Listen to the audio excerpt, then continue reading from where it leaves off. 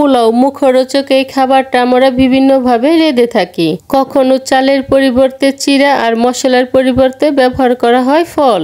আজকে আমি মশলা ছাড়া শুধুমাত্র ফল দিয়ে নবরত্ন আম পোলাও রেসিপিটি শেয়ার করছি। নবরত্ন আম পোলাও তৈরি করার জন্য প্যানে পরিমাণ মতো জল দিয়ে জলটাকে গরম করে নিচ্ছি। জলটা গরম হতে শুরু করেছে। এবার এর মধ্যে দিয়ে দিচ্ছি আগে থেকে ধুয়ে রাখা 1 কাপ পোলাওর চাল আর সামান্য পরিমাণ লবণ দিয়ে ভালো করে মিশিয়ে চালটাকে আমি 80% মতো সিদ্ধ করে নিচ্ছি। চালটা 80% মতো সিদ্ধ হয়ে গিয়েছে। এখন আমি জলটাকে ঝরিয়ে নিচ্ছি। এবার প্যানে 2 টেবিল চামচ ঘি দিয়ে ঘিটাকে গরম করে নিচ্ছি। তারপর কাজু, কিশমিশ, কাঠবাদাম এই ঘিয়ের মধ্যে লালচে করে ভেজে নিচ্ছি। ভেজে নেওয়া হয়ে গিয়েছে। এবার ঘি থেকে তুলে নিচ্ছি। এবার এই ঘিয়ের মধ্যে দিয়ে দিচ্ছি টুকরো করে কেটে নেওয়া 1 কাপ আনারস আর 1 কাপ আপেল।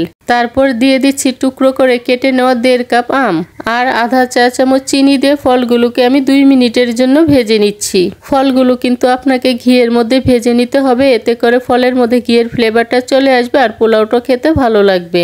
2 মিনিটের মতো ভেজে নেওয়ার পর ফলগুলোকে আমি তুলে নিচ্ছি। এর থেকে বেশি ভাজবো না, তাহলে ফলগুলো নরম হয়ে যাবে। পোলাওটা আমি ঘি দিয়ে তৈরি করব, তার জন্য আবারও প্যানে 1 টেবিল চামচ ঘি দিয়ে ঘিটাকে গরম করে নিচ্ছি। কারণ নবরত্ন আম পোলাও তৈরি করতে হলে আপনাকে ঘি দিয়ে তৈরি করে নিতে হবে। তেল দিয়ে তৈরি করলে কিন্তু খেতে ভালো লাগবে না। ঘিটা গরম হয়ে গিয়েছে। এবার রান্না করে নেওয়া ভাতটা এর মধ্যে দিয়ে দিচ্ছি। এখন ঘিয়ের মধ্যে ভাতটাকে 1 মিনিটের মতো ভেজে নিব।